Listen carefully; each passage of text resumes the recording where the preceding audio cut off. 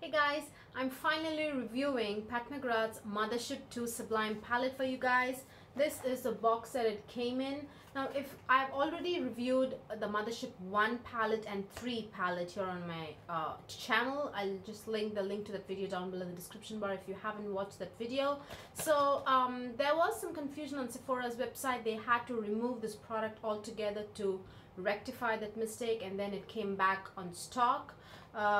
So yeah, here it is. So I've used this product and here to share my thoughts and everything with you guys.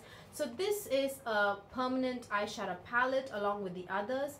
Pat McGrath broke out of her limited edition saga, and then she's come out with a ton of permanent products. There are eyeshadows, eyeshadow palettes, and then lipsticks, lip liners, and eyeliners. I'm very interested in the eyeliners actually. So anyways, this is the 2 palette, Mothership 2 Sublime palette, and this has this green kind of a green gold kind of a theme going on. This retails for $125.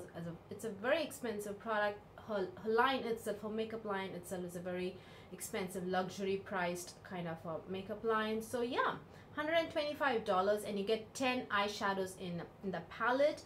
Now it's not that you get a ton of product in each pan, to be honest. Like unlike Natasha Denona's eyeshadow palettes, you get 0.08 ounce of product, which is an extraordinarily high amount, to be honest. 0.08 ounce is a lot of product. Just for reference, an average full-size eyeshadow that you get from MAC or Urban Decay in the full size, you'd get 0.05 ounce of product. So here you get somewhere around the same amount. For there, as I told you guys, there are 10 eyeshadows. Now out of the 10, 4 eyeshadows you get 0.05 ounce of product, and the rest 6 eyeshadows you get 0.04 ounce of product. So it's like kind of like the average full-size product that you see around, nothing extraordinarily high in terms of quantity. So yeah, and then they have the list of ingredients at the back. So the 4 eyeshadows which have 0.05 ounce of product, I think they are on this side, and then the other 6 are like on this side, and you have the list of ingredients on all the products. I think each shade, they have a different set of ingredients.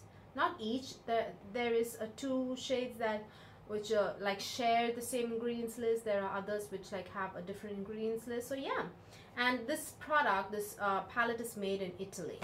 So yeah, this is the box that it came in. It has this person, male or female, I'm not sure, and then has this gold eyeshadow, and then the packaging is exactly the same, not the picture, not the photograph, but just the this like document kind of thing going on here, thread. And then I personally do not like this photograph because of the bug entering the person's mouth, which actually scares me a lot. It's very horror movie kind of thing, and it's very disturbing, at least for me. I find it very disturbing. So there's a fly trying to enter this person's mouth, and then again this fly very dangerously close to her or his nostril, which again is very disturbing. So I don't like these photographs. So anyways, but it's not real, it's just a picture, right? So this is the actual product, and then she has this, it's there are 4, there's a rectangle and then 3 squares. The first one says PM and then L, so Pat McGrath's Labs, I think, and then there's a crown, so picture, and then there's an eye picture, right? There's a picture of an eye. Then at the back, it's kind of gold kind of the surface. It says Pat McGrath Labs Mothership, used without caution, shade throwing and eye ecstasy. Okay, may result with prolonged use. So yeah, this is, again, packaging wise, it's extremely heavy. Like it weighs like a brick. So it's so heavy that I mentioned this in the previous video where I reviewed the Mothership 1 and 3 palettes. It's so heavy to the point that the palette is actually slipping off my fingers when I'm trying to finish doing my eye look by holding the palette up. And in fact, I'm sorry, after a point my fingers are starting to ache. It's that heavy, guys. So anyways, it does come with a mirror. These are the beautiful, beautiful, stunning shadows, guys. So yeah, let's get swatching.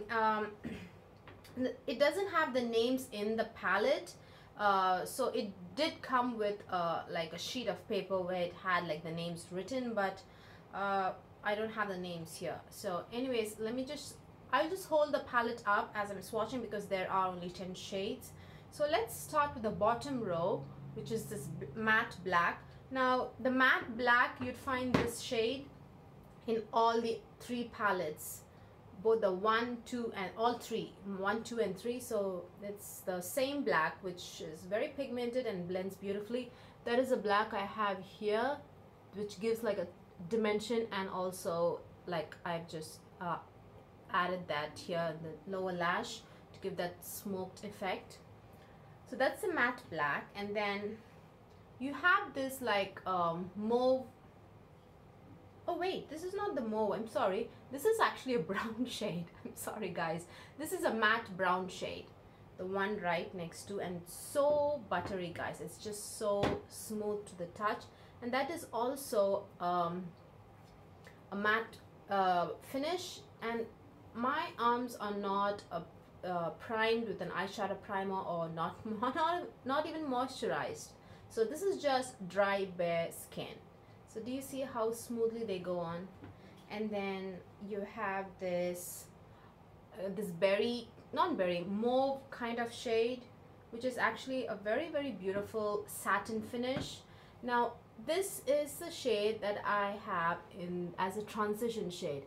I have it here, so you may not see it because I have the brown and the black all mixed in together, and I've just joined it to the in the area where I've used the transition shade. But this works so beautifully with a blending brush. So yeah, I really like this shade. So this is that mauve shade. Oh wait, this one. And then you have this green shade, which is like a black and a green mixed together. But this reminds me of that shade, that this green shade in the Anastasia Beverly Hills Prism palette. But this is so true to color, guys. Do you see that the green just pops? And you can tell I'm wearing a green eyeshadow in the inner and the outer corner of the eyelids. But that green eyeshadow in the Prism palette by Anastasia Beverly Hills, that looks just black on my skin tone. It pulls more black. Maybe if you like shear it out, you can see the green a tiny bit, but it's not true to color, unlike this. In the pan and when you swatch it on your skin, they kind of look similar, but this green is far more superior than that green eyeshadow in the Prism palette. That just looked kind of black on the eyelids for me. It didn't like stand out at all. It looked pretty, it's swatched beautiful, and it's very pigmented as well, no doubts about that. But on color wise, as to how true it looks on my skin tone, this just, you can tell how it looks like an emerald beautiful green on my eyes. So the consistency of this green eyeshadow is so pigmented, but it's on the thinner side, but it's beautifully pigmented. And this is just a dry application, by the way, so if you wet your brush, it will be out of this world, definitely. Now again, the second shade repetition is this shade, which is a topper, to be honest, meaning in a lot of palettes, when they say toppers, they probably be very reflective sheer eyeshadow which can be built up. But this is not like that. This is a pure topper, meaning it just has very reflective flakes, glitter flakes, and that's on the pinky side. So you cannot build up the shadow at all. This always is going to remain sheer, so it most definitely requires a solid base to it. So you can apply it over this do you see that? You can apply it over this pink. You can apply this over this brown a little bit. So yeah, and of course over the black, it's going to look even more beautiful over the black. So yeah, just do you see how beautifully it transformed? Just one layer. So I really feel that this is a very efficient topper. Many times when I see toppers kind of don't they aren't that transformative. They are, I don't know, they just kind of lie flat and they kind of mix with the color, but not so reflective. I don't know, this is way more reflective, I feel. Anyways, I really like this topper, and this you'd find this topper in the Mothership 3 palette, and the black, you can see the black in all 3 palettes, 1, 2 and 3, and this topper, this pink topper, you'd find that in the Mothership 3 palette. So that's a repetition. Then let's watch the bottom row. So this is like a very pale pink whitish color. This is actually a satin finish. So you can see it's not very reflective. It's very pigmented though, but it's not very reflective. It's just for a very natural everyday look if you have, you know, pale or medium skin tone. But on my skin, it definitely, obviously it doesn't look natural on my skin tone, but it's a very pale shade, and this is that shade. And then right next to that you have a copper shade. It's to be honest, it's not very orangey copper, to the point that it kind of looks like a peach shade on me. So this is the shade I have in the inner crease here, just here, and here in the inner crease. And as a transition shade I have this one, this mauve shade, berry mauve shade, and this copper just in the inner. And it worked so beautifully with my blending brush. It just distributed the product beautifully and evenly. I really like it, and it's actually a completely pigmented product. So far, all of these shades are like full-on pigmentation. This of course is a topper. It's completely pigmented, and if you would have to layer it a tiny, like 2 layers if you're doing a dry brush application, the green one. With a wet brush application, just 1 swipe will do, or use your fingers. It just creates the most beautiful look. So yeah, so far on this side both are fully pigmented eyeshadows. You don't have to layer these 2 shadows at all. And then you have this bronze, very brown bronze actually. It's not too golden, doesn't have any special undertone, to be honest. It's very brown, so it just blends beautifully with my skin tone. It's also quite pigmented, guys. It's just 1 swipe pigmentation. So for me, this shadow would probably just be used on the eyelids, because do you see it's lighter than my skin tone, so I won't be able to use it in the outer corner or anywhere to bring any kind of dimension. So probably I would just have to use the shade on the eyelid. That's it. I don't know, maybe I'm not that creative, but I can't think of any other way to use such a natural color. You know, the others have some kind of a tone to it. This has this peachy coppery tone, so when I use it in the here, do you see this peachy tone just here? So it kind of shows up in some way, and this has this mauve tone, so it kind of shows up in some way, but this is, I don't know. And then, my god, this is unbelievable, guys. Now this is the bronze. This is very gold, but she describes it as a bronze shade. So, oh wait, I swatched it in the wrong hands. Oh, do you see this? My god, this is more of like a pressed pigment, guys. There's a very it's actually textured. When you touch it, it's not smooth as the other shades. The others are very smooth to the touch, but this is actually, even when you touch it, it's very textured. Now I have the highest regards for Inglot pigments.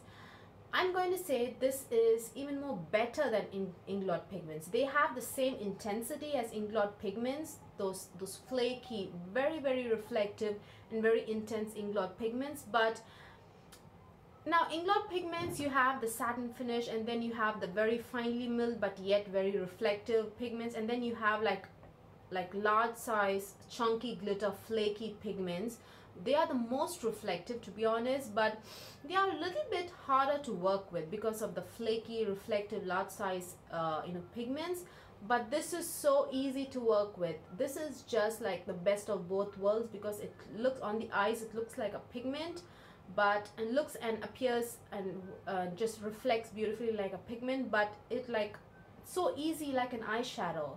It's like, so it's amazing, guys. I know it's not like too yellow or too green yellow, or just that, you know, for example, the Fenty Beauty's Trophy White kind of yellow. It's not like that. It's like very like a mango yellow, you know, like she calls it, she describes the shade as bronze 005. Yeah, bronze 005. So this is not that too extreme yellow, but like definitely it has this bronze tones to it. But do you see how you cannot miss this gold color, guys? It's amazing, so stunning. It just stands out and it reflects and shines, and it's so reflective. In person it's just mind-blowing, guys. It's a beautiful shade. I just love it. And you will have to, you can definitely use a brush, but you would need like at least 3 layers. So just chuck the brush for this shade and just use your fingers, and you'd just be, well, what? You'd be blown away when you use the shade. So finally we have VR Nectar, I think it's called. I'm sorry, the names are actually here. VR Nectar. This is actually a duochrome. I saw somewhere on Instagram that they said that this shade is like a complete 100% dupe for the MAC's Stylishly Merry Extra Dimension eyeshadow that's been released for the holiday season, which is like magically disappeared in like few minutes. So maybe not, because obviously I don't have that eyeshadow, but this is a stunning peachy pink golden shade, also with some green like kind of a reflect too. So this is a stunning shade, and this is completely opaque. So yeah, so those 4 shades where you get 0.05 ounce of product, those 4 special shades are the bronze, the VR Nectar, the orchid, this topper shade, pink topper, and the green shade, emerald shade. So these are the 4 special shades where you get 0.05 ounce of product.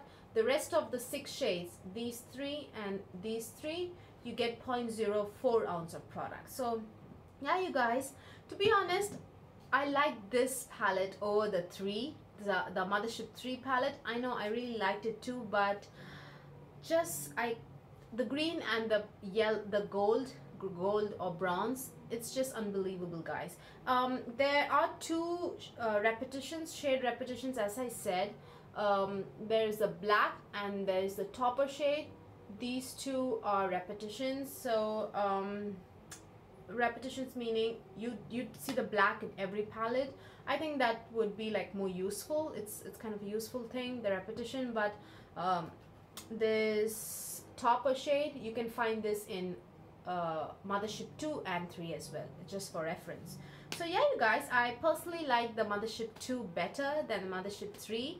Mothership 3 also is fantastic, but just the green and the bronze is just, and the shade, these 3 are just unbelievable.